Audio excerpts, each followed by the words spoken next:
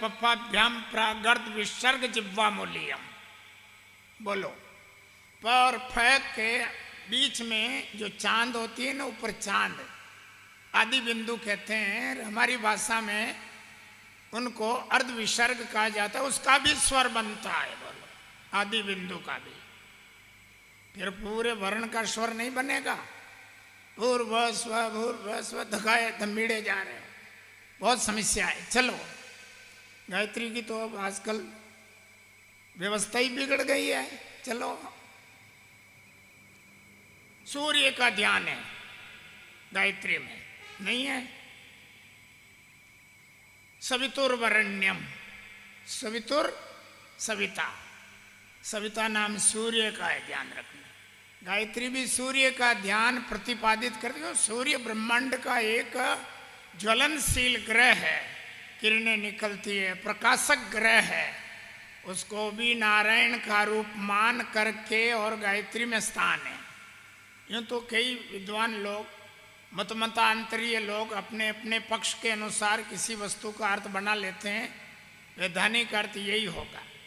तो आओ, विद्वानों ने और गणितकारों ने उदय अस्त निकाला, जिसमें मांग काल का जो मध्यांतर काल का सूर्य आता है, उसमें कुछ सेकंडों के लिए सूर्य का रथ रुक जाता है मांग काल में।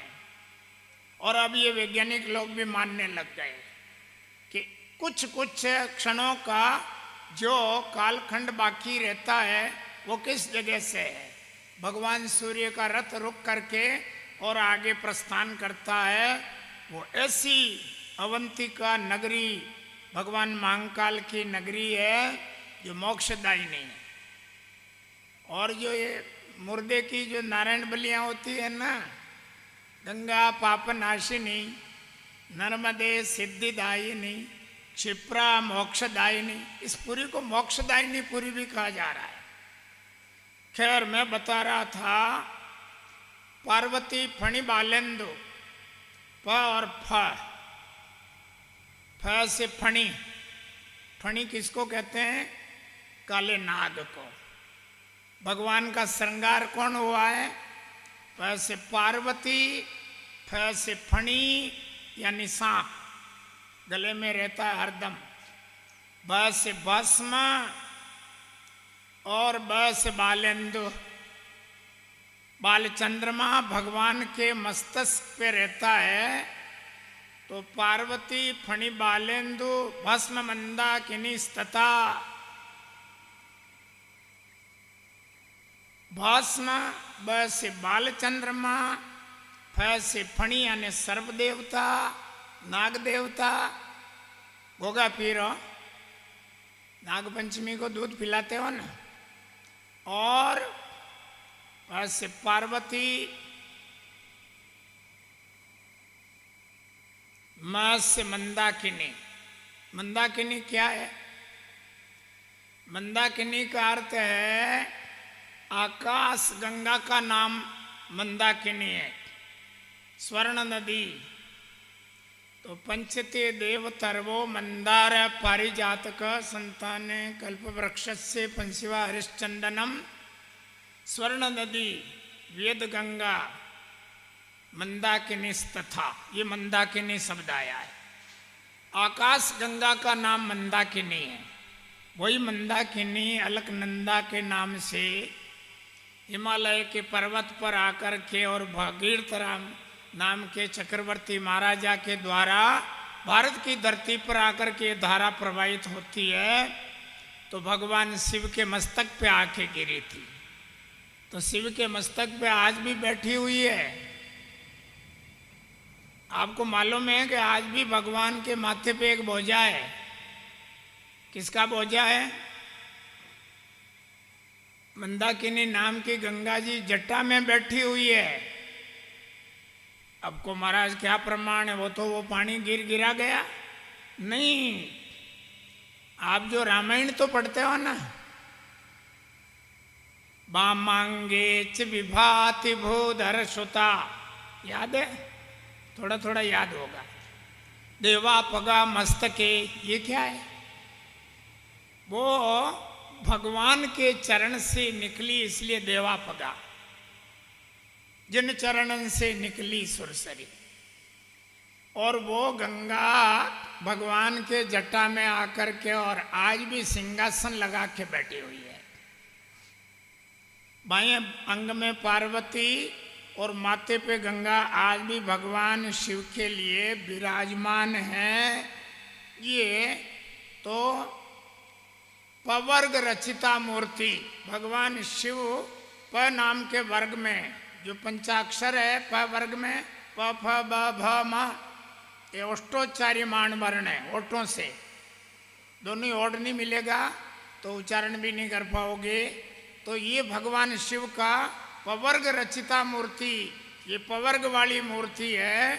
इसका ध्यान करने से रपवर्ग प्रदायिनी, इसका ध्यान करने से प्राणी मोक्ष में चला जाता है, ऐसा माना गया। आओ, तो ये शमशान की जो व्यवस्था है, पर यहाँ लोक रीति से मसान एक भयकारी वस्तु भी है, भूत प्रेतों की वस्तु भी है, डरावनी वस्तु भी है। भैरवी साधना करने वाले आधी रात को जाके मसान में वो मंत्र पढ़ते हैं, भूत प्रेतों की साधना करने वाले, और वहाँ नहीं जाते हैं तो वो सिद्धि भी नहीं मिलती है। भैरवी तंत्रों में ऐसा पाठ है।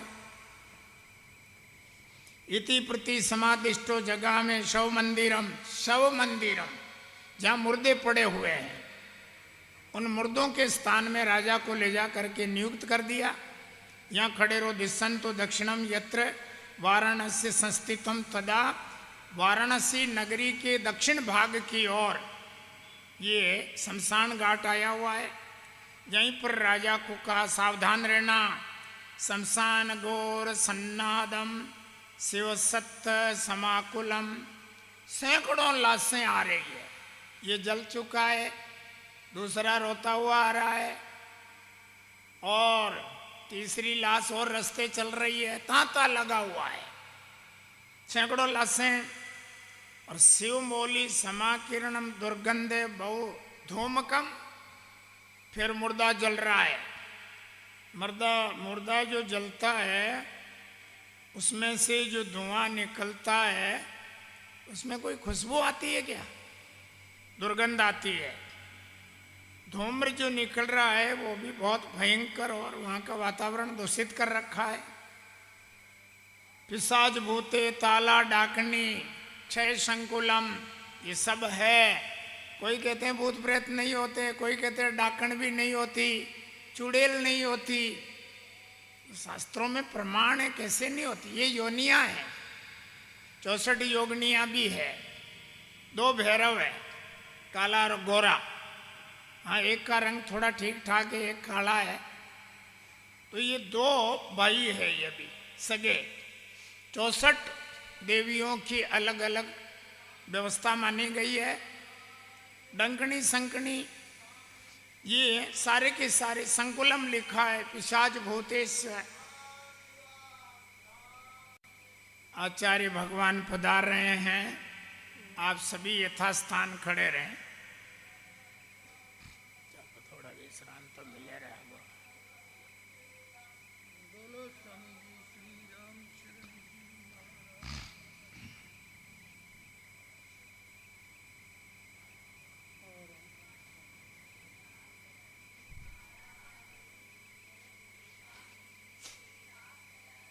महाराज की जय। स्वामी जी श्री रामचरण जी महाराज की, स्वामी जी श्री राम दयाल जी महाराज की, सदगुरु देव की।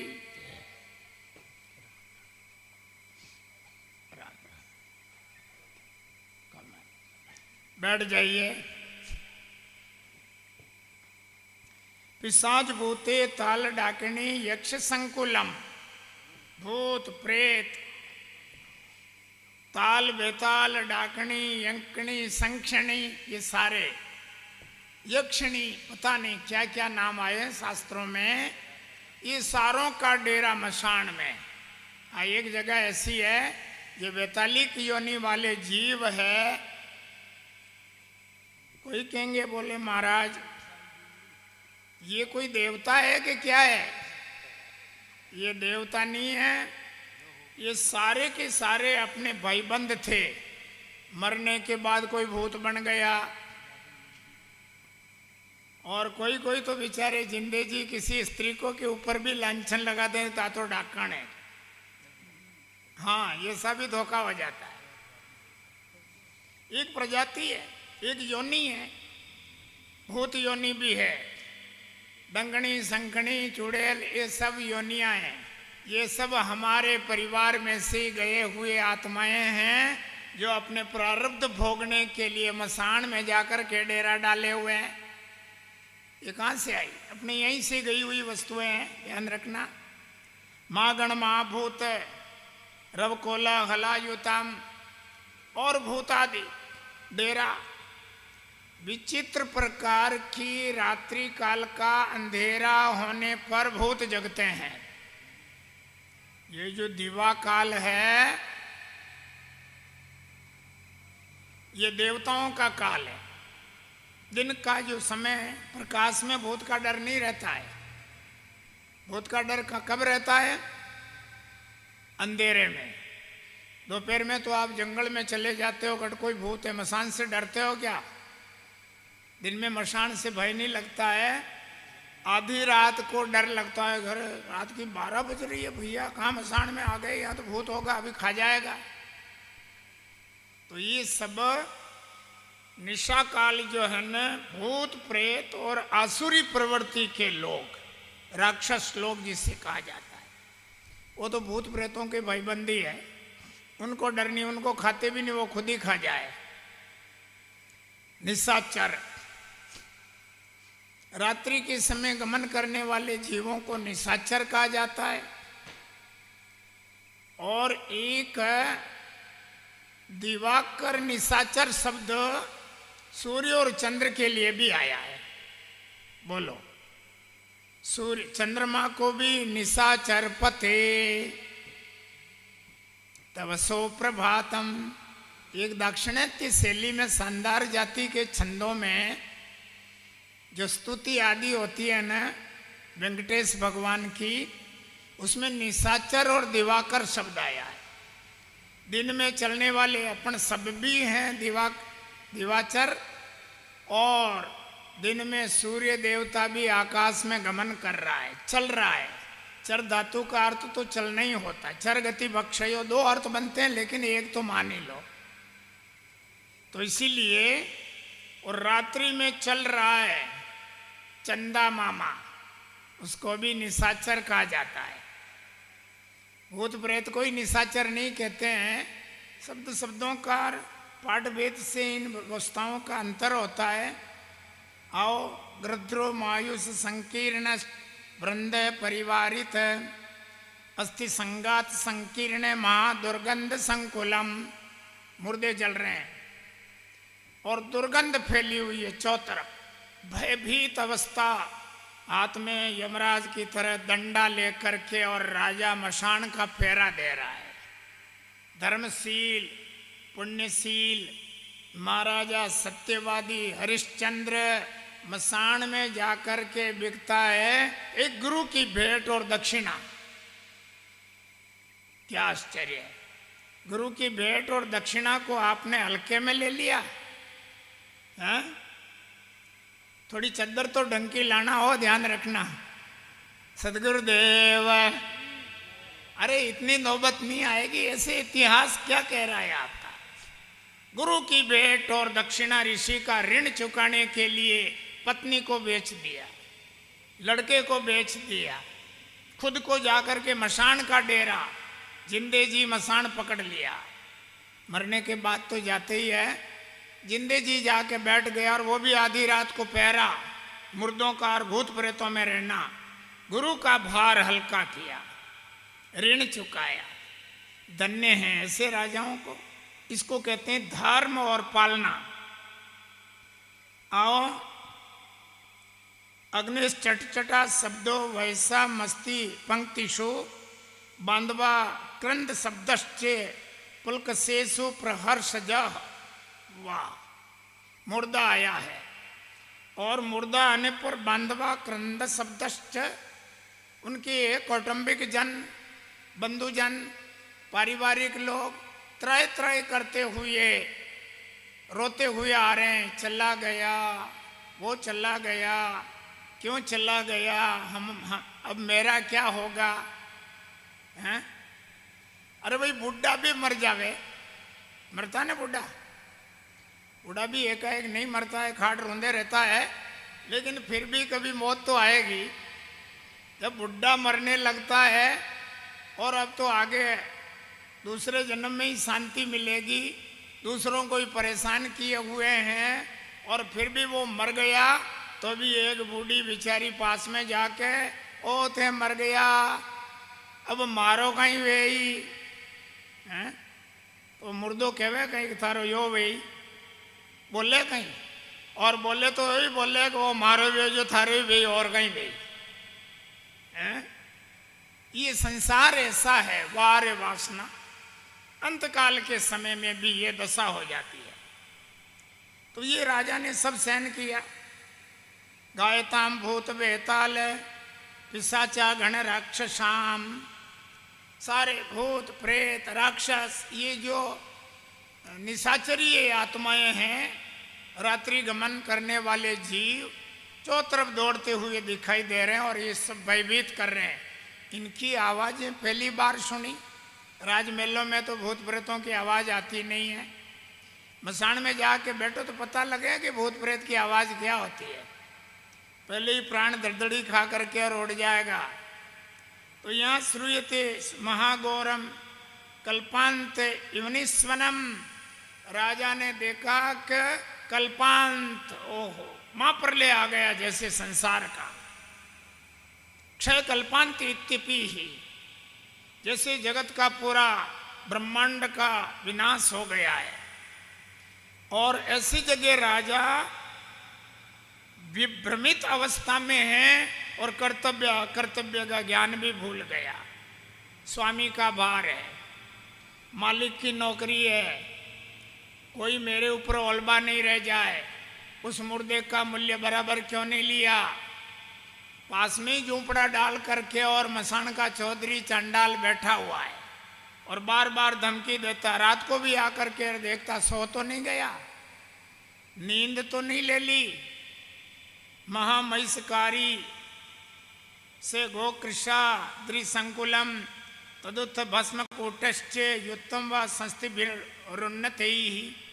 ओहो, कभी कभी हवा चलती है और जो मुर्दों की राख के ढेर पड़े हुए हैं, तेज गति की हवा से वो मुर्दों की राख उड़ करके राजा के मुंह पे आ जाती है और सारा मुंह मुर्दों की राख से ढक जाता है, शरीर भी पूरा भस्मीभूत हो रहा है, सारे शरीर पर भस्म समाई हुई है, काला कल्लूटा सा हो गया है और सारा रंग भी बिगड़ गया, शरीर की रचना भी धीरे धीरे वैसी हो जाती है। सुंदर राजा का मांसल सौंदर्य था, जो दर्शनीय मूर्ति थी, जो प्रियदर्शी था, आज उनका सारी मांसपेशियां सूख करके हड्डियों का ढांचा हो गया, कंकाल की तरह, मसान के झंडे की तरह घूम रहा है, फिर भी दंडा हाथ में है और काला कलूटा सा यमराज जैसा रूप हो गया है। नानोपहार सर्गदीपे काल विक्षेप संकुलम अनेक शब्द बहुसम शमशान नरकायते। ये शमशान है कि ये बहुत बड़ा घोर कोई कुंभिपाक नाम का नरक है, शायद एक तरह का नरक है। अरे नरक तो और भी ठीक है, उससे भी ये खतरनाक है। नरक में क्या है, यमदूत आएगा, जो 4 घंटे तक आएगा, ध्यान रखेगा, 5-7 डंडे मार देगा और पटक देगा, तो पड़े तो रहो।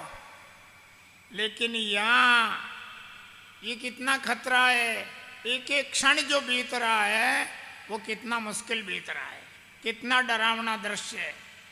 कलेजा कितना मजबूत रखना होगा, मसान का डेरा, मुर्दों का ध्यान रखना, और चौथर कितने शब्द आ रहे हैं, सबन निगर्भे रसीबे शिवारुतेर नादितम भीषणम रावगभ्वरम। ओहो, कोई कोई मुर्दा जल करके उसका मुंह बाहर आ गया अग्नि में से, होता नहीं ऐसा, बुड़ जाता है, लंबा लटाते हैं। इधर की लकड़ी जल गई और उसका मुंह खुला और दांत दिखाई दे रहे हैं, जैसे इधर आ, मैं तेरे को खाने के लिए भी वाड़ जो रहा हूं। ये राजा को दृश्य देखना पड़ रहा है, ये डरावना, ये विभत्स और ये भयभीत करने वाला दृश्य राजा को देखने को मिल रहा है। भयम भयस्यप्यु संजनेर वृषम शमशान माक्रंद विराव दारुणम। कितना डरावना है ये सारे दृश्य देखते हुए। कभी लकड़ी से ले जा करके अर्धजलित जो शव का शेष भाग है उनको डंडे के द्वारा आग में ले जा करके झोंका जा रहा है। ये अर्धपक है, जला नहीं है, उसका भी ध्यान रखो। स राजतंत्र संप्राप्ते दुखितम शोचनोद्यता। थोड़ी देर अभी जैसे मुर्दों का अभाव है, कोई मुर्दा नहीं आया और आग जल रही है, चिताएं जल रही है, मुर्दे जल रहे हैं, और एक तरफ किसी शमशान वृक्ष के नीचे, शमशान वृक्ष के नीचे, आजकल छपरे हो गए, पहले आसपास खेजड़े बेजड़े होते थे। और खेजड़े बेजड़े भी बताया ना कि मसान का रोंकड़ा भी काम का नहीं होता है। मसान के रोंकड़े के नीचे कौन बैठता है? मसान के साथ में मुर्दे के साथ जाने वाले ही बैठ सकते हैं, फिर स्नान करता है। शमशाने जायते वृक्षो कंक गृद्धोपि सेवितः। मसान में जो वृक्ष होता है उसका उपयोग केवल कौवे और गीद करते हैं। वो इसलिए बैठते हैं कि यहाँ मुर्दा है, आएगा, और मुर्दे के पीछे एक हांडी और उसमें चावल आदि उन मुर्दे का भोग आएगा, तो उसकी आशा लेकर के वहाँ बैठे रहते हैं। बाकी कोई नहीं बैठता। उस वृक्ष के नीचे बैठ करके राजा सुस्ता रहा है, क्रंदन विलाप भी सुन रहा है, और लोग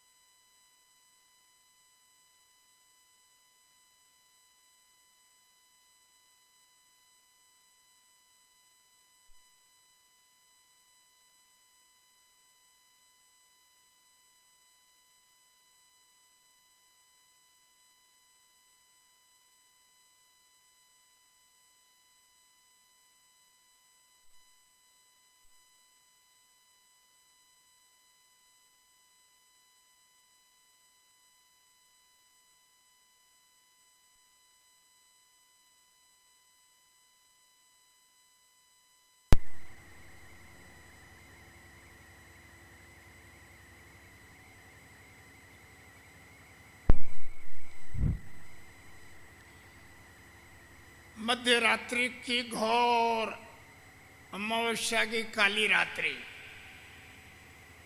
डरावना दृश्य, और उस घोर अंधेरे में वृक्ष के नीचे हुए राजा आज चिंतन कर रहा है। आदमी एकांकी होने पर भी, एकांकीपन होने पर भी जनमन मौन नहीं रहता। आपका मन तो कभी मौन नहीं होता ना, कुछ तो सोचता है ना। अरे भाई, आप कहते हो कि यहाँ कोलाहल बहुत है और भीड़ भाड़ है, चलो घर छोड़ के 4 भुजा नाथ में आ गए, कहाँ एक तरफ बैठ करके और भगवान का ध्यान करेंगे। जंगल में चले जाओ। एकांकीपन होने पर भी जनमन मौन नहीं रहता, आप आपकी सुनता है और आप से है कहता। ये मैथिली शरण गुप्त की कविता है, पंचवटी, ध्यान रखना। तो कभी कभी मनुष्य का मन एकांकी होने के बाद में भी वो अपनी दुनिया सोचेगा, अपना संसार बसाएगा, कल्पना का संसार बसाएगा। मन मौन नहीं है। राजा क्या कह रहा है? यास चिंता करते हुए भयाप्यो संजनेर वृषम शमशान ओहो से राजतंत्र संप्राप्ते दुखितम शोचनोद्यता। वारे विधाता, एक दिन वो था, मैं इस भूमंडल का चक्रवर्ती सम्राट था, अयोध्या का महाराजा। कहाँ का था हरिश्चंद्र? अयोध्यापुरी है, देवानाम पुरो अयोध्या, ऐसा पाठ आया एक उपनिषद में पढ़ा मैंने। ये देवनगरी है। तो यहाँ अयोध्या का चक्रवर्ती सम्राट राजतंत्र कहाँ गया? हा भृत्य मंत्रिणो विप्रा वैराज्यम विदे गतम। अरे ओ विधाता, तेरी लेखनी भी विचित्र ढंग से कभी कभी दिमाग में उल्टी चलती है रे। सीमा भी नहीं बांधी दुख की कि इतने प्रमाण तक दुख पा करके और वापिस आदमी सुख के मार्ग पे आ जाए। क्या दुर्गति की! चक्रवर्ती सम्राट और स्वपच जाति में अस्पृश्य जगत में आकर के बिक जाना, मशान में आकर के रहना भूत प्रेतों की टोली में। मरने के बाद तो भूत प्रेतों में कोई रहता ही है, जिंदगी भूत प्रेतों में वास है। गजब हो गया। क्या करूं? वो सब कहाँ गए? हास्य वे पुत्र हा बाल माम त्यक्त्वा मंद भाग्य कम। और महारानी जिस राजमहलों में, वारे विधाता, जन्म में जहाँ कहीं राजघराने में किसी राजमहल में जन्मी होगी और अयोध्या के राजमहल में रहती थी। सूर्य चंद्रमा भी जिसको नहीं देख पाए होंगे, वो प्राचीरों में चार दीवारियों में बंद रहने वाली राजमहिषी, धर्म प्राणा सहगामिनी से धर्मिणी स्त्री, जिनके दर्शन के लिए लोग तरसते थे, वो आज सरे बाजार में बेचती गई, किसी की दासी बनकर के ठामड़ा माजती होगा। ओ विधाता, ये कोई दुख साधारण तो नहीं हुआ जो एक राजपुत्र, एक राजघराने का, एक राजवंश में कोई राजकुमार जन्मता है तो पूरा संसार बधाइयाँ मांगता है, जय जयकार करता है। वो बालक भी कहीं तड़प रहा होगा, झूठे मूठे थोड़े बहुत उसको खाने को मिलता होगा और गुजारा करता होगा। वारे विधाता, ऐसे दिन भी देखने को आते हैं। गजब तेरा इतिहास है। वारे दुर्भाग्य, विश्वामित्र दोषेणे गते कुत्रापि मे ममा। ये विश्वामित्र का प्रताप है, महर्षि का, जिसके द्वारा आज मेरी ये गति हो गई।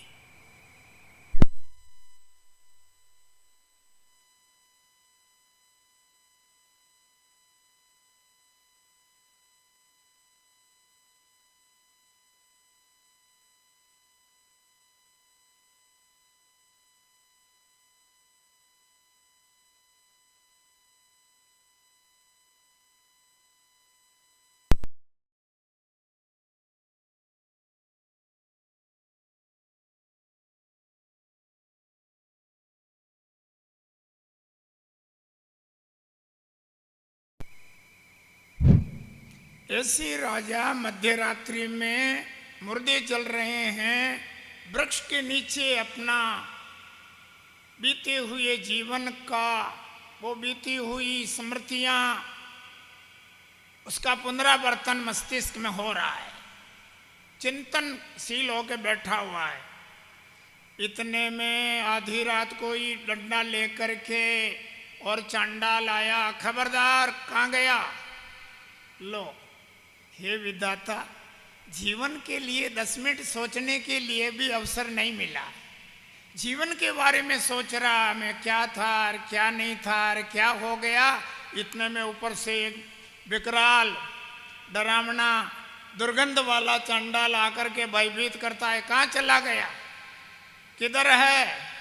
तो वृक्ष से खड़ा होकर के दौड़ करके और उस चंडाल के सामने खड़ा होता है। दास, सेवा में हाजिर है सरकार, बोलो क्या कर रहे हो?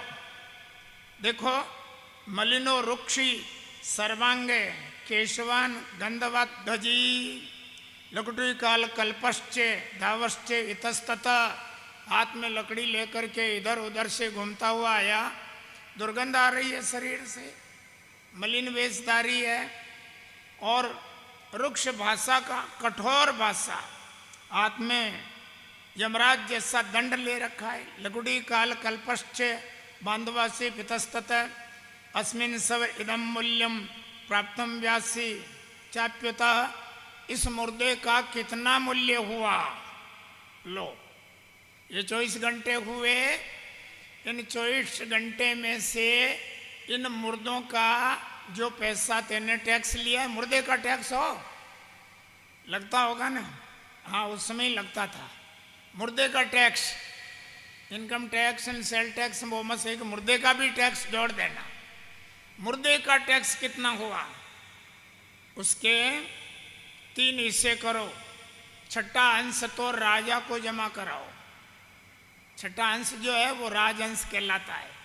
हाँ, मैंने इसमें मनुस्मृति में भी पढ़ा है, जो छठा अंश होता है वो राजकोष में जमा किया जाता है और पीछे 5 रह गया, उसमें से 3 हिस्से मेरा धन हुआ और 2 हिस्से तेरा धन हुआ।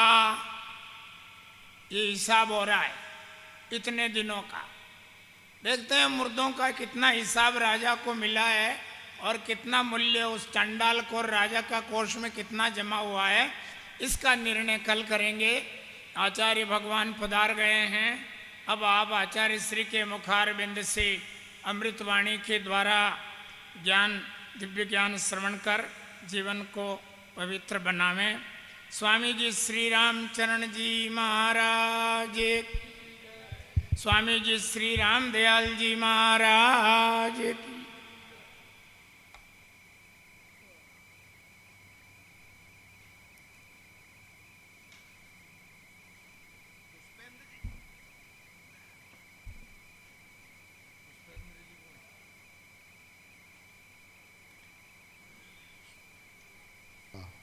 हेलो हेलो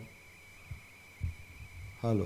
हमारे इंदौर से पधारे पुष्पेंद्र जी धनोदिया महाराज श्री की सेवा में उपस्थित हों।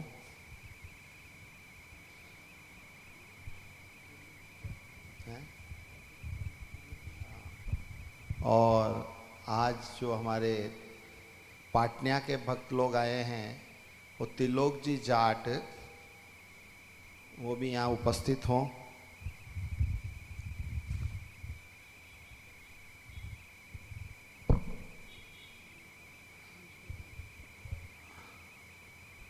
वो बैठे, इधर आओ माँ, प्रहलाद जी इधर आओ, फोटो खींच दो।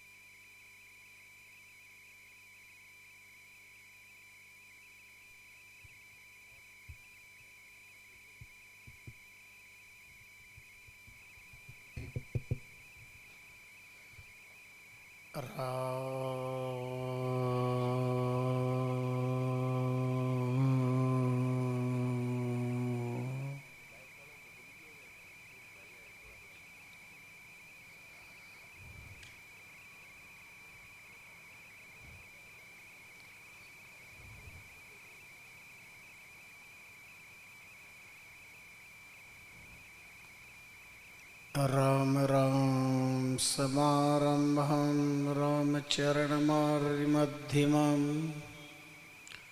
अस्मदाचार्यपर्यन्तं वन्दे गुरुं परम्परम् यं ब्रह्मा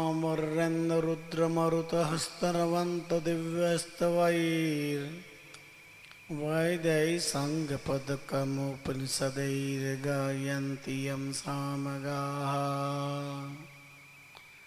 ध्यानावस्थिततद्गतेन मनसा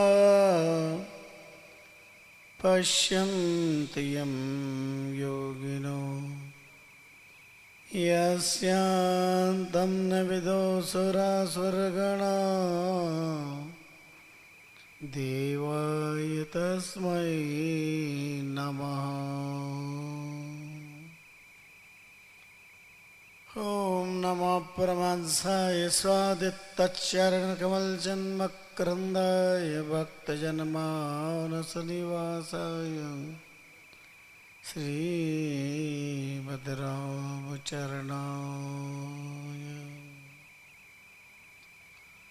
दुर्वासना मम सदा परिकर्षयन्ति चेत्तं सजमपि रोगनादहन्ति सञ्जीवनं च परहस्तगतं सदेव तस्मात् त्वमेव शरणं मम दीनबन्धो। सुखावसाने इदमेव सारम् दुःखावसाने इदमेव जेयम् देहावसाने इदमेव जाप्यम् गोविन्द दामोदर माधवेति गोविन्द दामोदर माधवेति गोविन्द दामोदर माधवेति।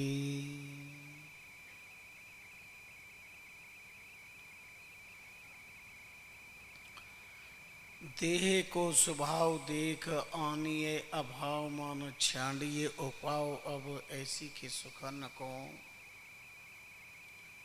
हाड़ चाम मांस जामे ओज अंत जंतुता में विष्टा मुत शोत बने रीत ही दुखन को वायु कप पित्त दहे थूक लाल रीत बहे जठरा अग्नि लगी प्राण के भूखन को राम चरण राम गाय देख या को निरताय राम ही चरण कहे राम चरण राम गाय देख या को निरताय लगिए इलाज ऐसे दंड के चुकन को परत पर पूर्ण ब्रह्म अनिर्वचनीय अप्रमेय अचिंत्य भक्तवांछा कल्पतरु विश्वात्मा रामपाद पदों में प्रणाम करते हैं। समाराध्य पुण्य श्लोक तपश्चरण ब्रह्मदेशो आया धर रामचरण जी नाम श्री महाराज के कल्प वृक्षमय पवित्र पाद पदों में श्रद्धा भक्ति प्रीति पुरस्कार प्रणिपात करते हैं। राम रस रसिक पावन संत जन समुपस्थित भगवत चरणानुरागी सतसंग प्रेमी ज्ञान पिपासु मोक्ष जनों ममता वात्सल्य में मातृ शक्तियों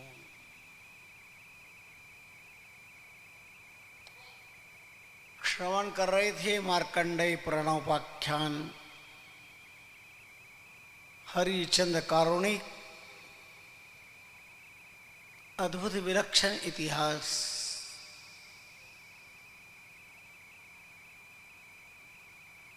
अयोध्या चक्रवर्ती सम्राट को सपरिवार काशी नगर के चौराहे पर बिकना पड़ा। यही विधि की विडंबना है।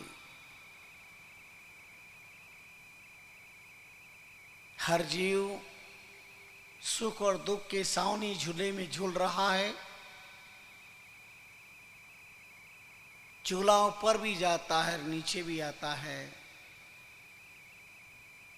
विषाद भी होता है, प्रसन्नता भी होती है। कौन सा ऐसा जीवन है जिसपे उतार और चढ़ाव नहीं होता? जिंदगी एक समुद्र है, इस पे ज्वार भाटे आते ही रहते हैं।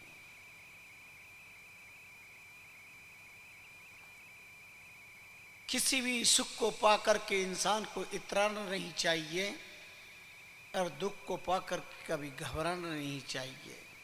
समय है, व्यतीत होगा।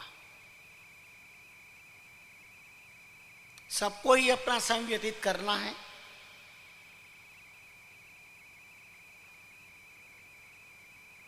कुछ जग कर गुजार लेते हैं, कुछ रोक कर गुजार लेते हैं, कुछ हंस कर गुजार लेते हैं, कुछ रोकर गुजार लेते हैं, कुछ जग कर गुजार लेते हैं, कुछ सोकर गुजार लेते हैं।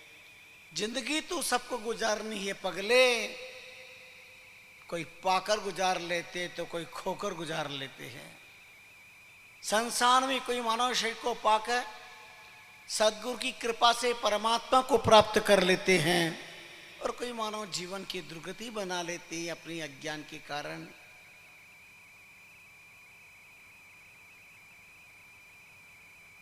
चातुर्मास का अभीष्ट ग्रंथ श्रवंग सार जो स्वामी रामचंद्र जी महाराज की संपूर्ण वाणी का निचोड़ है, शास्त्रों का सार है। देह को स्वभाव दे का आनिए अभाव मन। किसी नर और नारी की तरफ अभी संकेत नहीं किया। हर नर नारी के पास देह है और शरीरधारी मात्र का ध्यान आकृष्ट किया। देह को स्वभाव देख आनिए अभाव मन। छांडिए उपाव अब ऐसी के सुखन को। देह का स्वभाव क्या है? इस देह का स्वभाव के बारे में विचार क्या किया? आप मन का स्वभाव पहचान रहे हो, आप चित्त का स्वभाव पहचान रहे हो, आप व्यक्ति के स्वभाव की बात कर रहे हो।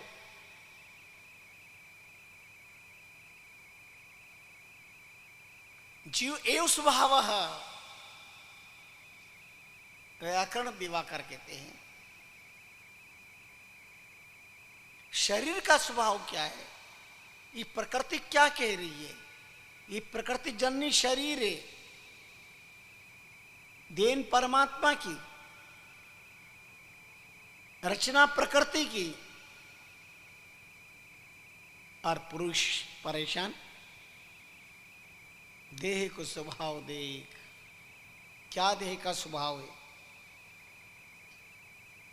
तुम देह से मोहब्बत करते हो, देह तुमसे मोहब्बत नहीं करता।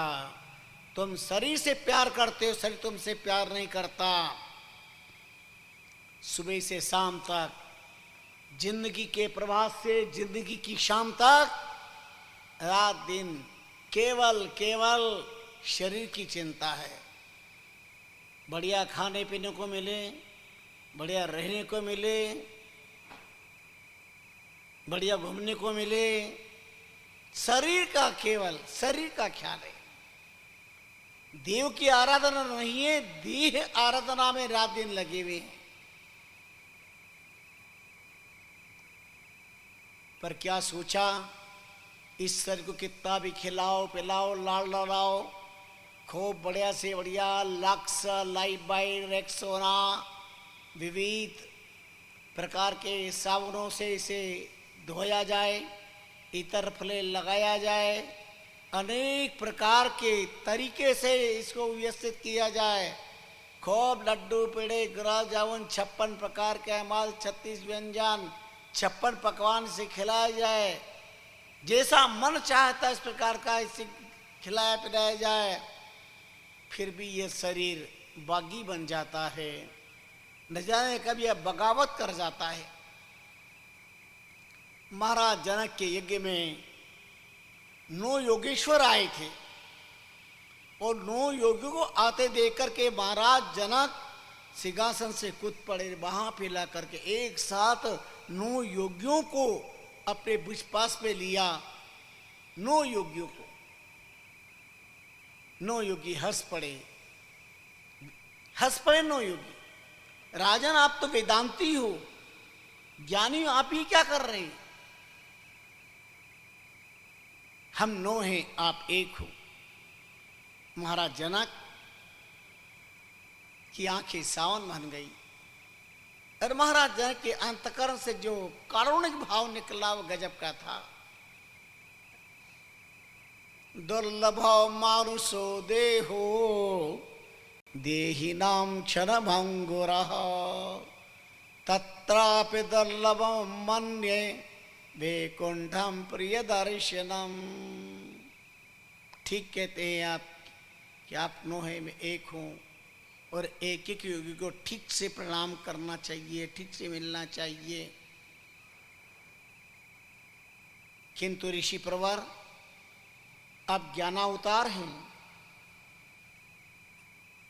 आप भक्ति भूप हैं, आप तत्वज्ञ हैं, पर मेरे माध्यम से जगत को आप कुछ कहलवाना चाहते, ये आपके हृदय की महान उदारता है और ज्ञानियों की उदारता है। मय्यांश प्रकृति अमित भाषिना, वह कम बोलते हैं और अपने आसपास वालों के द्वारा वह बात पहुंचा देते हैं। सारा संसार जानता है तो आप तो सर्वज्ञ हैं। दुर्लभ मानुषो देहो, मनुष्य शरीर दुर्लभ ही नहीं, दुर्लभतर ही नहीं, दुर्लभतम है, बहुत कठिनाई से मिलने वाला है। इसका भी कोई दुख नहीं, कोई कष्ट नहीं और अंतहीन कष्ट है तो देहि नाम क्षण भंगुरः, यह क्षण भंगुर है। अभी बोलता था, अभी चलता था, अभी हंसता था, अभी जाए जंगल में डेरा किया, एक पल का भी पता नहीं। जो मिथ्या देह पर अहंकार के बैठा था, मैं ये कर लूंगा, मैं वो कर लूंगा, मेरी वो ताकत है, मेरी इतनी पहुंच है, एक पल में आंख बंद कर ली, सारे विचार धरे रह गए। क्या देह का स्वभाव है? इस मानव शरीर में सुन लो कान खोल के, 6 विकार हैं और 10 प्रकार के दुख हैं। कौन से 6 विकार है मानव शरीर में? उपजत, विनसत, जरा, मरण, बाल युवा पुनि होय, वृद्ध हो तो पुनि मरत है, ये 6 विकार जे जोय। हर शरीरधारी के पास में 6 विकार होंगे। प्रकृति से पैदा होता है, उपजत, बढ़ता है, जन्म होता है, मरण होता है, बाल होता है, युवा होता है, वृद्ध होता है और राम जी राम राम महाराज।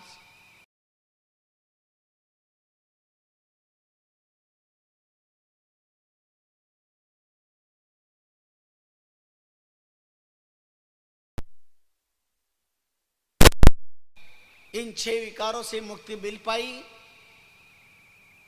पैदा होने से नहीं रोक सके, बड़ा होने से नहीं रोक सके, बाल होने से नहीं। अच्छा कोई बताए ज्ञानी यहां बैठा हो तो, तुम्हारा बचपन कितनी तारीख को, कौन से वार को, कितनी बजे प्रारंभ हुआ? तुम्हारा बचपन, तुम्हारी जवानी कितनी तारीख को आई, कौन से वार को आई, कितनी बजे आई? जवानी सुबह आई, दोपहर में आई या शाम को आई? कब आई जवानी? कब प्रारंभ हुई? न बचपन का ठीक से पता, न यौवन का ठीक से पता। अच्छा बुढ़ापा कब आया, कौन सी तारीख को आया? बताए कोई? विचार करें, सोचिए अपने मन में कि बुढ़ापा कौन सी तारीख को आया, कौन से वार को आया, कौन सी तिथि को आया? ये शरीर के 6 विकार हैं और ये शरीर के 6 विकार हर देह मात्र की। क्या इससे मुक्ति मिल पा रही है? देह को स्वभाव देख आनिए अभाव मान। ये देह का स्वभाव है।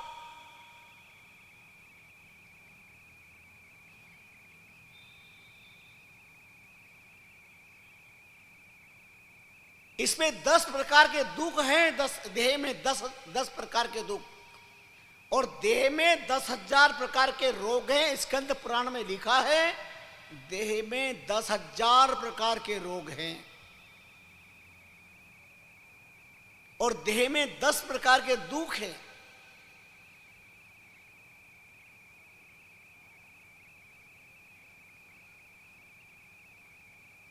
कौन कौन से दुख हैं, कौन कौन से कष्ट हैं देह के अंदर? क्या का विचार किया, कहीं मनन किया, सोचा?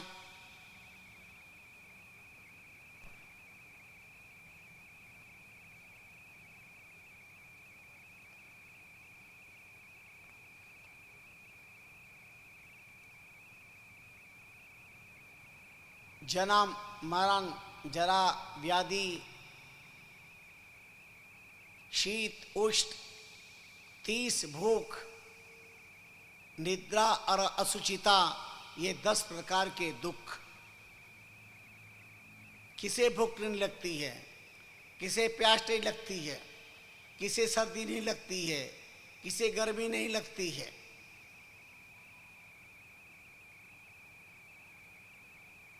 रात दिन व्यक्ति किसमें लग रहा है? अपने देह को सुखी करने में लग रहा है।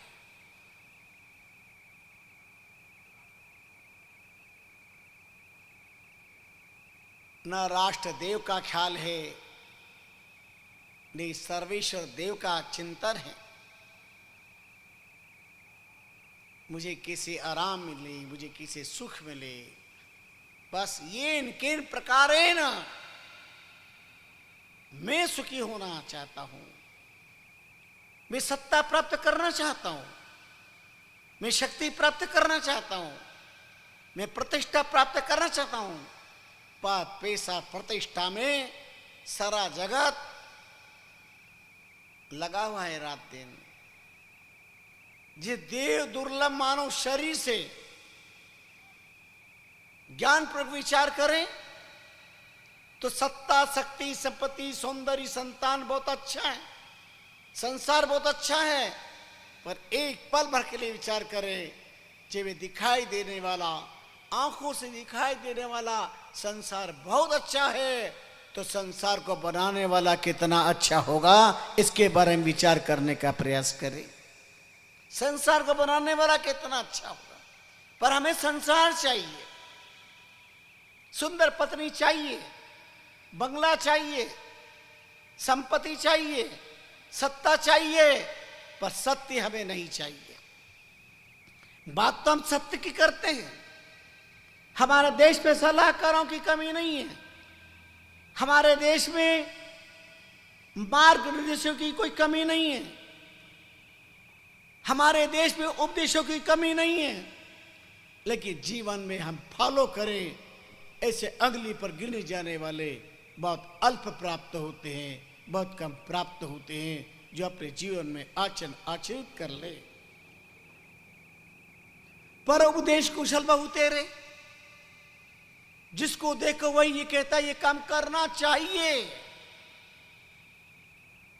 सब कहते हैं भजन करना चाहिए, करना चाहिए, पर करते हैं क्या? कहीं ऐसा ही है कि भोजन करना चाहिए, भोजन सब करते हैं। कोई अनिवार्य नहीं कि भोजन करना चाहिए, पर शरीर चलाना है तो भोजन करना पड़ेगा। और अगर ये सच है कि शरीर चलाने के लिए भोजन करना पड़ेगा, तो आत्मानंद के लिए भी भजन करना पड़ेगा। बिना भजन के आत्मा का आनंद प्राप्त नहीं हो सकता।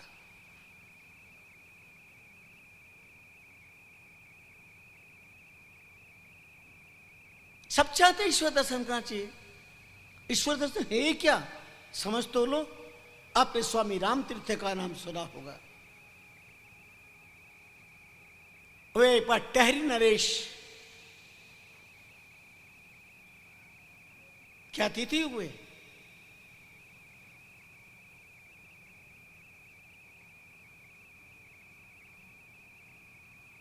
पूछ लिए एक दिन सम्राट ने, स्वामी राम तीर्थ से, बड़े पहुंचे हुए पुरुष थे, आपने ईश्वर का दर्शन किया? ईश्वर के बारे में आपकी क्या राय है? बहुत लोग कहते हैं ईश्वर का क्या राय। एक महात्मा से पूछा, आप संत क्यों बने, महात्मा क्यों बने? बोले ईश्वर दर्शन के लिए। बोले हो गए? बोले नहीं। तो क्यों जिंदगी बर्बाद करी? महात्मा ने बड़ी सुंदर बात पूछी, अभी तुम कहां जा रहे हो? महात्मा ने पूछा कहां जा रहे हो? बोले सब्जी ले रहे।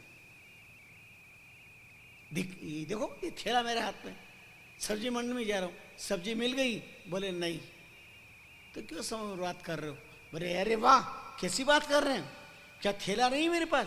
मेरे पास पैसा है, थैला है, सब्जी मंडी में जा रहा हूं और जरूर सब्जी मिलेगी। महात्मा ने कहा सेम टू यू, जब तुम्हारा एक लक्ष्य है, तुम सब्जी मंडी में जा रहे हो, तुम्हारे पास पे थैला है, तुम्हारे पास संपत्ति है और सब्जी मंडी में जाके तुम सब्जी प्राप्त कर लोगे, तो मैं भी सत्संग की मंडी में जाकर मेरे मन रूपी थैले के अंदर और मैं भी ब्रह्म दर्शन का भाव प्राप्त कर लूंगा, कोई संदेह की बात नहीं। जब तुम्हें निश्चित है कि सब्जी मंडी में जाकर मैं सब्जी ले आऊंगा, थैला है तुम्हारे पास, तो मैंने भी अपने मन रूपी थैले को तैयार कर लिया है और सदगुरु महात्मा रूपी की कृपा मरी होगी और सत्संग की मंडी में जाऊंगा और ब्रह्म दर्शन का साधन प्राप्त कर लूंगा। और जब तुम सब्जी प्राप्त कर सकते हो तो सब्जी देने वाले को मैं भी प्राप्त करके रहूंगा, यही मेरा लक्ष्य है। तुम्हारे भीतर भाव क्या है? तुम्हारे भीतर भाव क्या है? यह महत्वपूर्ण चिंतन का विषय है।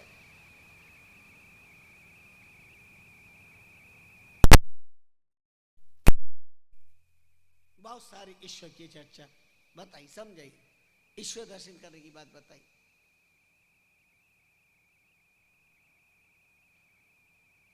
टहरी नरेश ने टुक जवाब दिया, देखूं नहीं जब तक नैन से, मानू नहीं किसी के बैन से। देखूं नहीं जब तक नैन से, मानू नहीं किसी के बैन से। बात वजनदार है। मैं अपने आंखों से ना देख लूं तब तक मैं कैसे मान लूं कि ईश्वर इसे कहते हैं।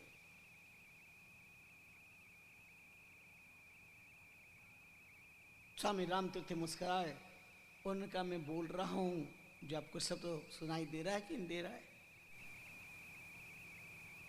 बोले हाँ सुनाई तो दे रहा है, पर ये तो कान का विषय है। स्वामी राम तीर्थ ने ईत की शीशी निकाली और उनके हाथ पे रखा, लगाइए हाथ पे, और लगाया, आह क्या इत्र है, आह। याद रखना दुनिया में दो शब्द है, एक है आह और एक है चाह। ब्रह्मा की बेटी हुई है, ब्रह्मा ने एक पुत्र को पैदा किया, उसका नाम था आह। शायद तुम पहली बार सुन रहे होगे। ब्रह्मा की पुत्र, उसका नाम था आह, और कहा जा मन पसंद तू तेरी शादी कर ले। और सारी दुनिया में घूमी, जो भी कोई से पूछता, अनुपम सौंदर्य सब कुछ, सुंदरता में कोई कमी नहीं। पूछा नाम क्या? बोले आ। लोग कहते जा।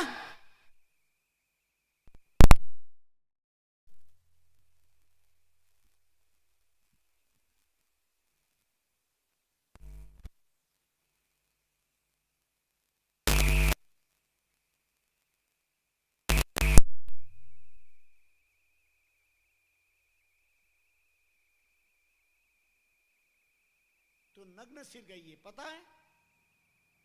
ले मैं तेरे को चुनरी ओढ़ाता हूं, और चुनरी ओढ़ा दी। सर ढक के जा, इज्जत से जा, सम्मान से जा।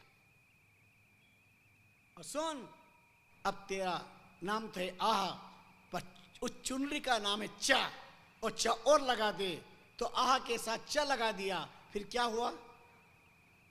बोलना पड़ेगा। आह में पहले च लगा दो और च में आह जोड़ दो, तो क्या होगा? चाह। चाय नहीं हो जिसके पहले नींद भी नहीं खुलती, वो भी अच्छी बात है, पर चाह। अब जिधर जाए उधर सब उसे चाहते हैं। चाह किसको अच्छी लगती? किसी को धन की चाह है, किसी को बंगले की चाह है, किसी को प्रतिष्ठा की चाह है, किसी को नौकरी की चाह है, किसी को फैक्ट्री की चाह है, किसी को कुर्सी की चाह है, किसी को क्या चाह, किसी को क्या चाह है। बोलो किसको चाह नहीं है? कोई भाग्यशाली है, उसको परमात्मा के दर्शन की चाह है। चाह तो सबको है, लेकिन भाग्यशाली है जिसे गुरु दर्शन की चाह है। अब भाग्यशाली हो, आपका भगवान चतुर्भुज की धरती पर भगवान चार भुजा के नाथ की दर्शन की चाह थी, तो आप चार भुजा की धरती पर आ गए। आपको सत्संग की चाह थी, आप सत्संग में आ गए। ये चाह है। अब चाह सुहागन हो गई। अब चाह को सब चाहने लगे इस संसार में।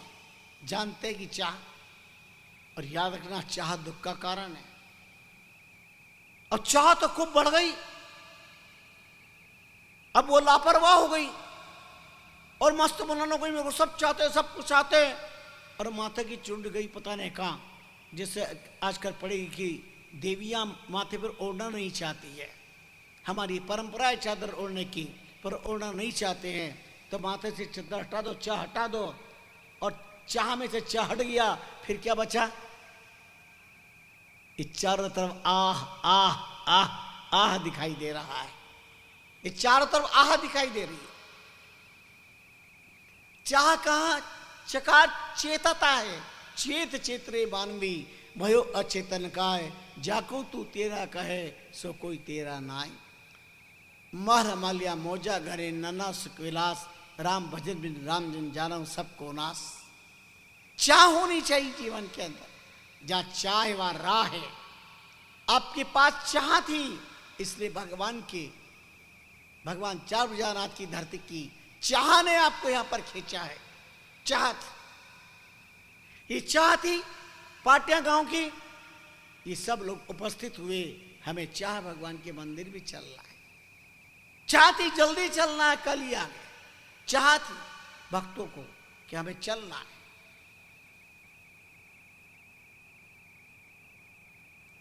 बोलो इस दुनिया के अंदर क्या उदाहरण प्रमाण दूं मैं आपको? बच्चे माँ बाप से क्या चाहते हैं? जो है हमको दे दो, जो है हमको दे दो। श्रीमान सेठ, अच्छा परिवार, संपादन के 4 बेटे, 4 बहुएं, सब प्रकार की सुख सुविधा, आनंद, मस्त मजे। अब बच्चे बार बार कहते रहे कल मर जाओगे, हमको तो कुछ दे जाओ, हमारा हिस्सा बांट जाओ, हमें दे दो। और माँ बाप ने सब कुछ दे दिया, जो था सब लुटा दिया, चारों बेटों को बांट दिया। और चारों को देने के बाद किसी ने रोटी का टुकड़ा देना भी स्वीकार नहीं किया। मिल गया, अब क्या जरूरत है? माँ बाप को चाहते क्यों? माँ बाप से चाहते इसलिए। ईश्वर को चाहते क्यों? ईश्वर से चाहते सत्ता, शक्ति, संपत्ति, सौंदर्य, सम्मान, संतान। ईश्वर से चाहते हैं इसलिए। क्यों मानते ईश्वर को? ईश्वर से मांगते हो इसलिए ईश्वर को मानते हो। ईश्वर से चाहते हैं, राम से चाहते हैं, परमात्मा से चाहते हैं, चार भुजा से चाहते हैं। पर चार भुजा को चाहने वाले कितने हैं ये तो इतिहास बता रहा है। चार भुजा को चाहने वाले कितने, और चार भुजा से चाहने वालों की कितनी भीड़ लग रही है। पर चार भुजा को चाहने वाले कितने? माँ बाप को चाहने वाले कितने? माँ बाप से चाहने वाले तो हर एक संतान है, मुझे मेरा हिस्सा मिलना चाहिए, मुझे मेरा हिस्सा मिलना चाहिए। सुनो कथा और सावधान हो जाना।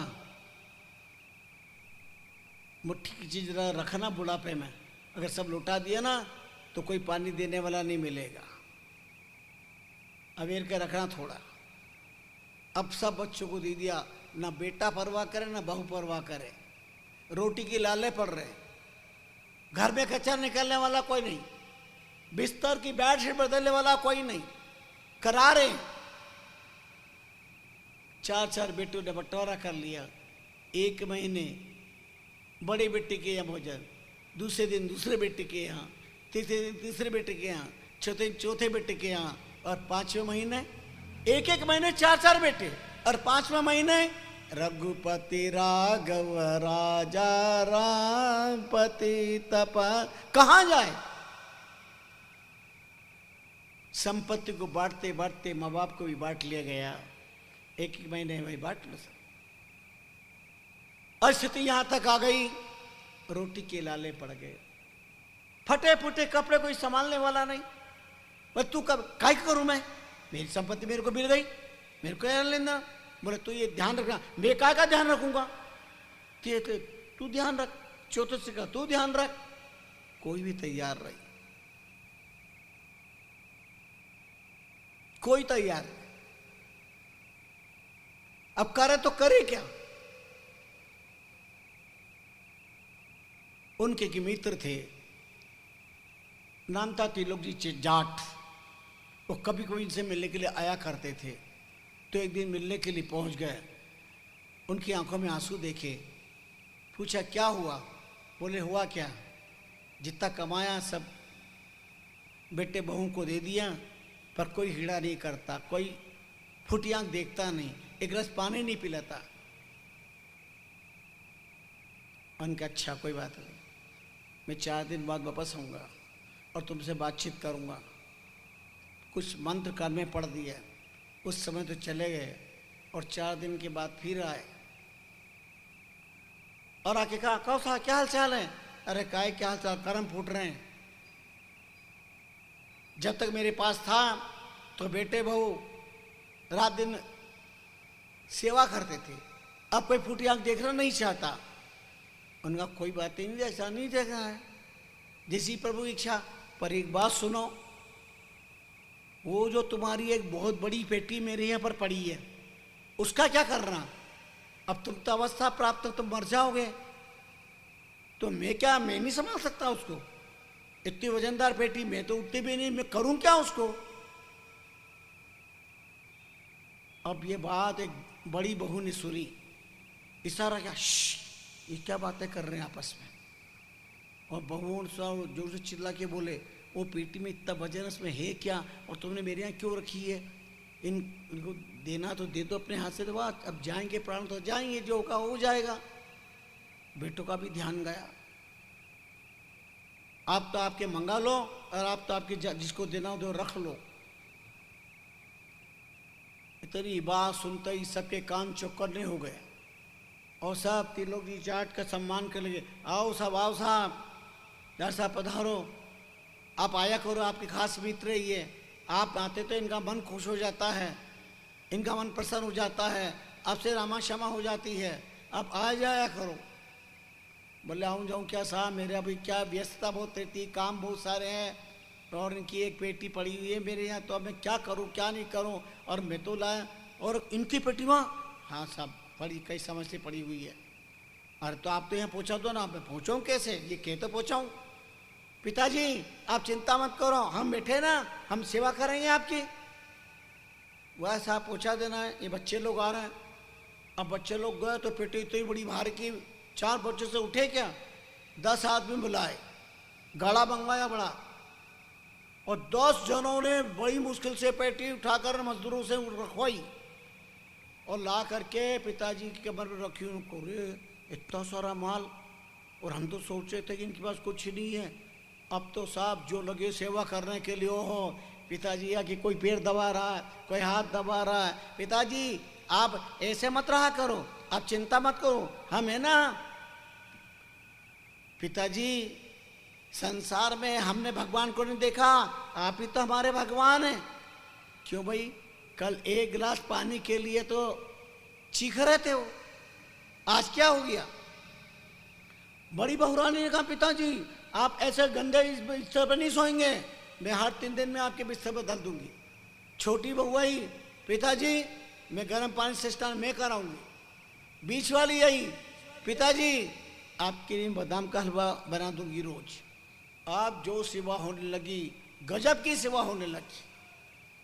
सुबह से शाम तक कोई गर्म पानी ला रहा है, तो कोई कपड़े नए नए, रोज बढ़िया ड्रेस बना करके पहनाई जा रही है, ये अच्छी नहीं लगती है, आप तो ये पहनो। शाम को बेटा बड़ा पिताजी ये केसर का दूध है। पिताजी आपकी अवस्था है, बुढ़ापा है, आपको कहाँ पछता है कोई, आप तो पियो पिताजी, हमारा सौभाग्य है, सेवा कहाँ लिखी है पिता की, आप भगवान के रूप में पियो। पिताजी देखा इतना बड़ा चमत्कार, इस सेवा का भाव कैसे बदला, लेकिन ये सेवा का भाव और पेटी का प्रताप था, न कि सेवा का भाव था। इतनी वजनदार पेटी देख, अब तो दिन दोनों रात चौगुना सेवा होने लगी। चारों बेटे बहू ने कहा सोना नहीं छोड़ना पिताजी, चाबी इनके पास। हर 2 घंटे में पूछताछ, हर थोड़ी देर में उनकी सेवा, और लगातार उनकी सेवा बड़ी जो बड़ी फर्स्ट क्लास। लेकिन शरीर है, शरीर तो आज नहीं तो कल जाएगा, शरीर आज नहीं तो कल जाएगा संसार से।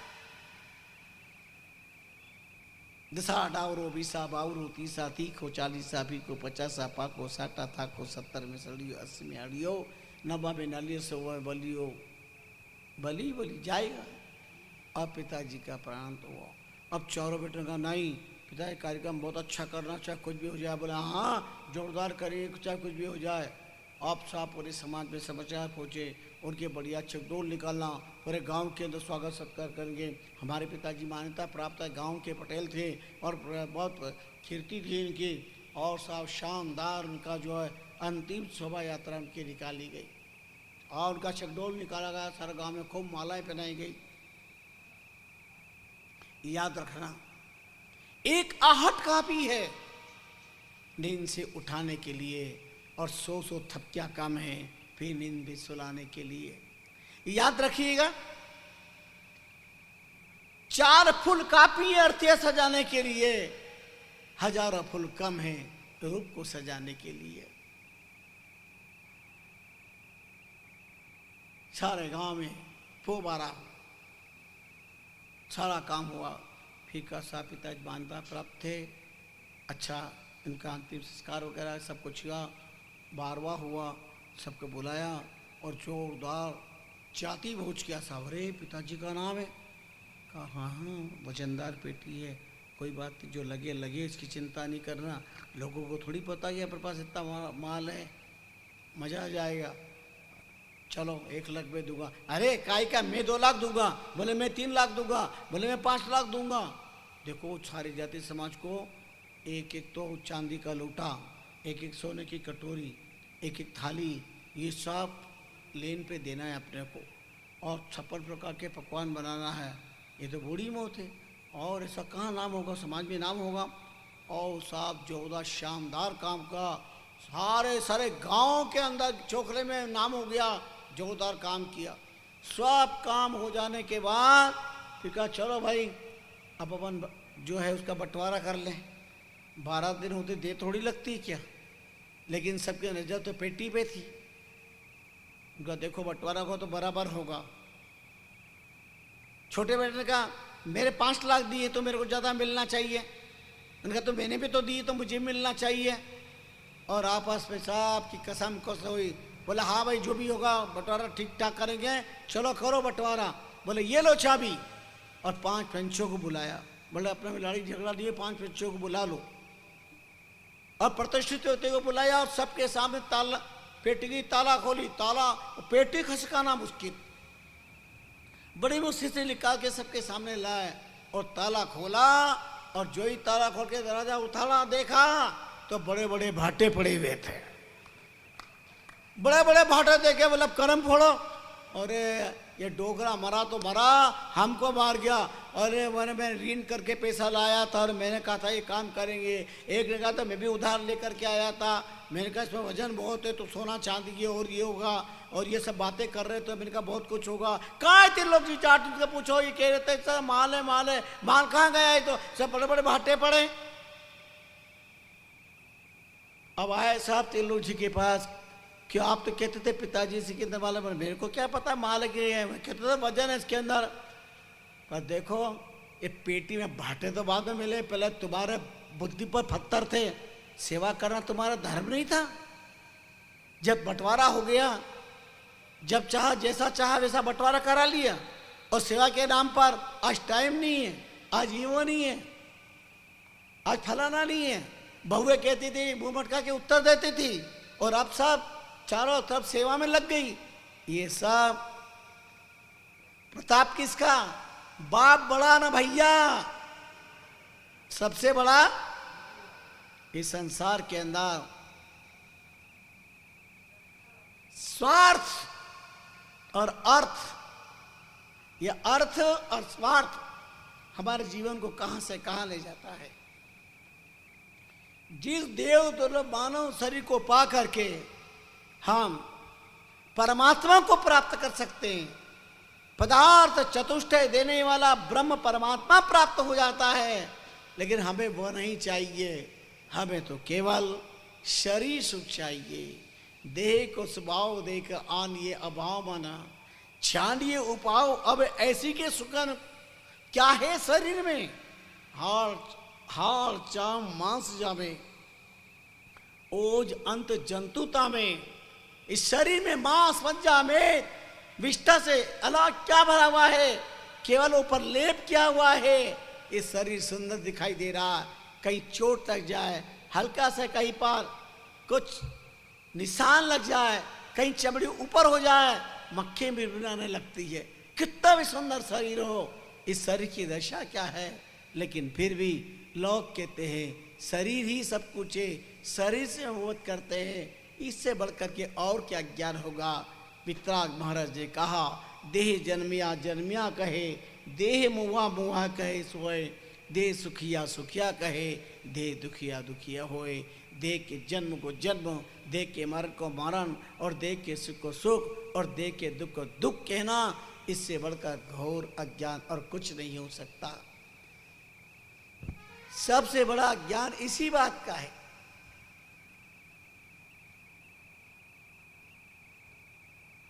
इंद्र को यज्ञ के लिए बुलाया था महाराज जनक ने। उन्होंने कहा मैंने कहीं स्वीकार कर लिया, अभी भी बात में आके करा दूंगा।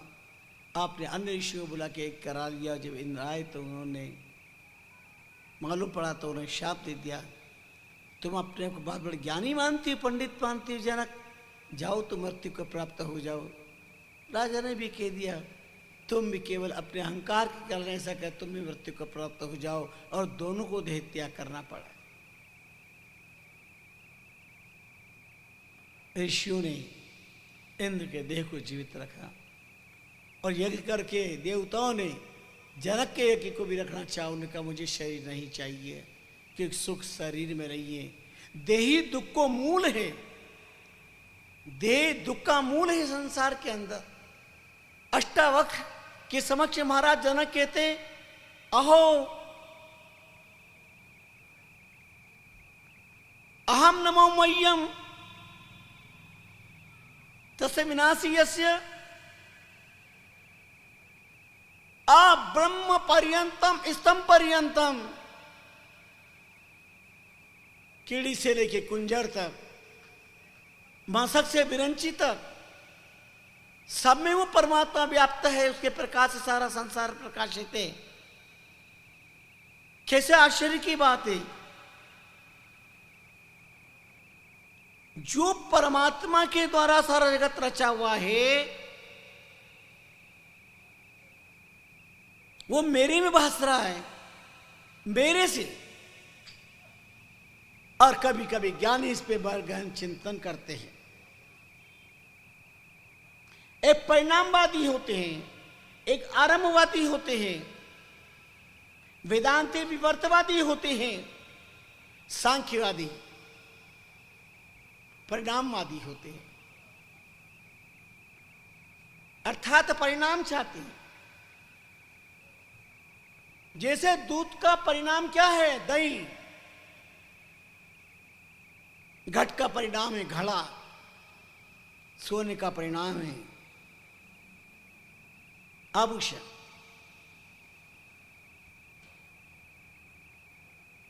वेदों में परिणामवाद और आरंभवाद को कोई स्थान नहीं दिया गया है।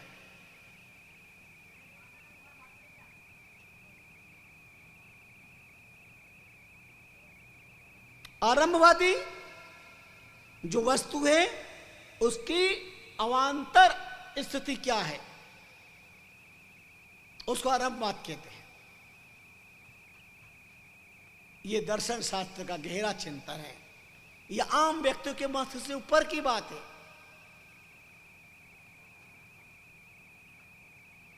विवर्तवादी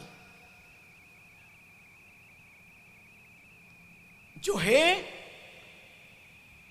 उसमें किसी और की कल्पना हो जाना, जैसे सर्प में, रस्सी में सर्प की कल्पना होना, यही विवर्तवाद है उसका।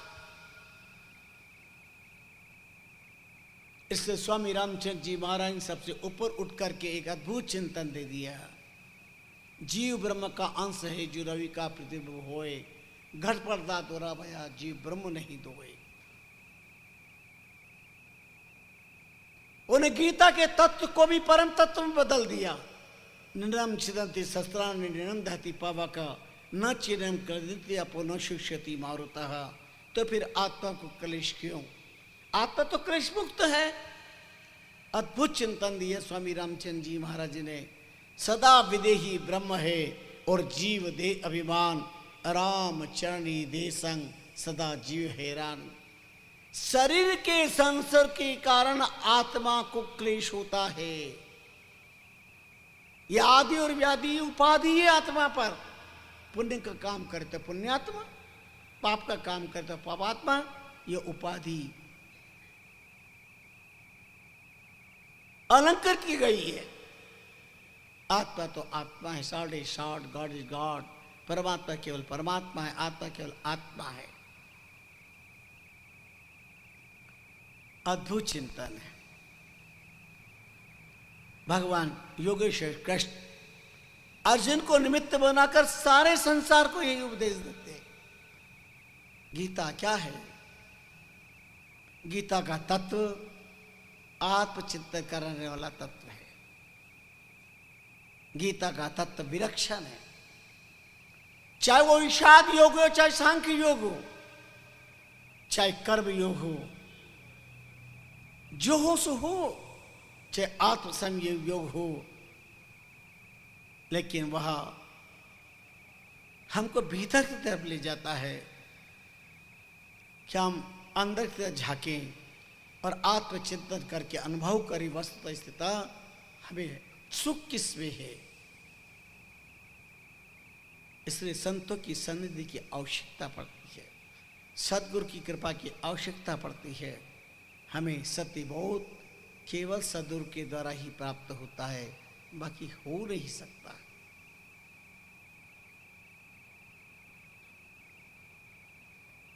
या निशा सर्वभूतानां तस्याम जगति संयमी यश्याम जगति संयमी।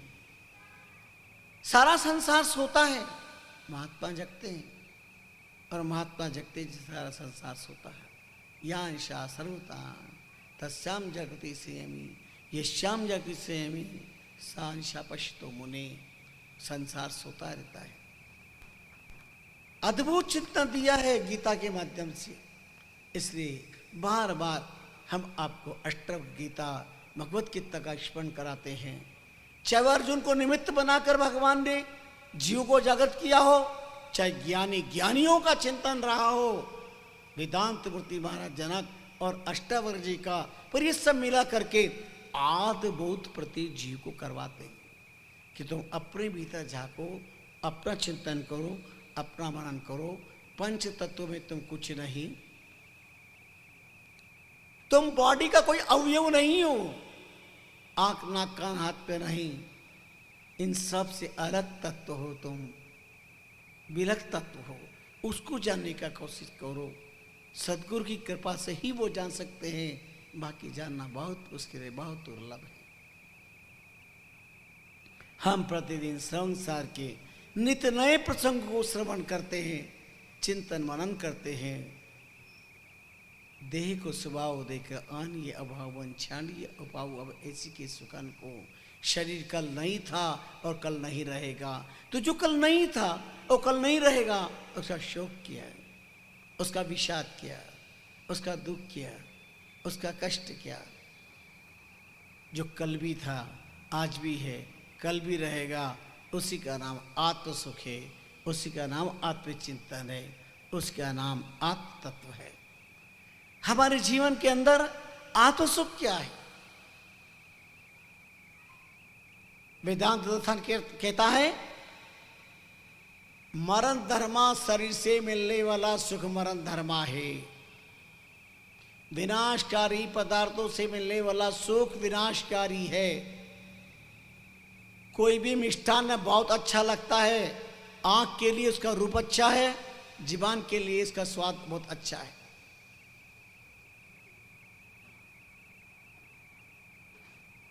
स्वामी राम तीर्थ टहरी नरेश को समझा रहे थे, उन्होंने इत्र दिया तो उन्होंने कहा कि दिखाई कहां देता है और सुनाई कहां देता है? क्या बहुत अच्छा है, दिखाई नहीं दे सुनाई नहीं दे, लेकिन सुगंध का आभास तो होता है कि सुगंध है। उन्होंने एक आम दिया, बड़ा पका हुआ आम था, और जब चखा तो क्या सुंदर आम है, क्या स्वादिष्ट आम है। पर बोले यह तो रचना का सुख है, परमात्मा तो इंद्रियातीत है, ईश्वर तो इंद्रियातीत है। बोले इसकी मिठास तो अनुभव हो रही है ना, मिठास का तो अनुभव हो रहा है। जगत है तो जगत बनाने वाले का आभास होना चाहिए। भले कोई संसार में अज्ञान के कारण जवानी के नशे में और संपत्ति के जोश में पढ़ा लिखा व्यक्ति कह दे मैं अपने बाप को नहीं मानता, तो क्या बाप कैंसल?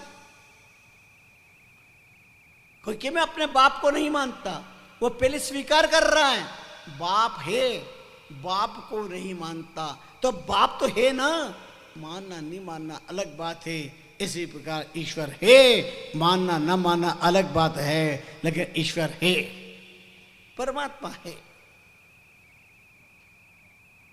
महात्मा की शैली होती है, उन्होंने मुक्की का प्रहार किया, वो चिल्लाए जोर से, क्या हो रहा है? बोले मैं अपने तरीके से ईश्वर का दर्शन करा रहा हूं। बोले ये क्या तरीका ईश्वर दर्शन कराने का? बोले हुआ क्या?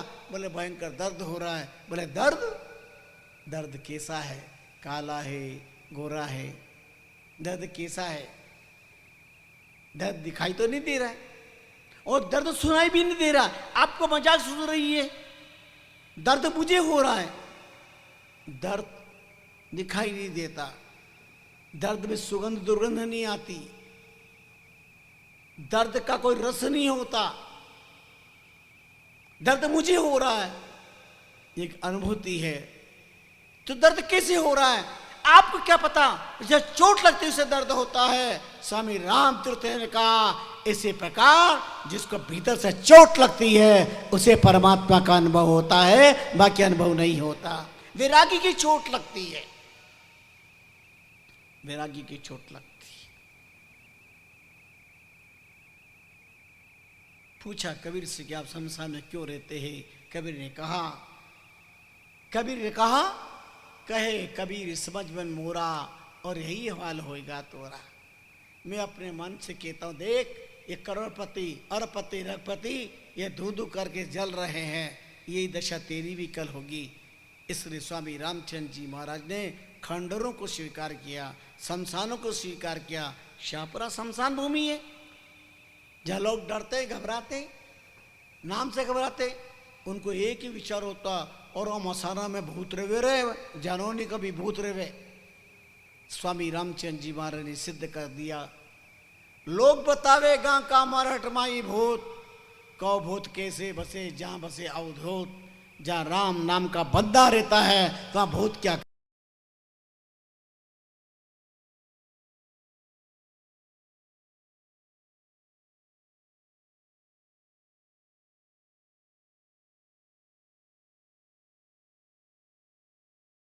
सुंदरता भूत भविष्य भी महान है, उसे निहारो जो वर्तमान है।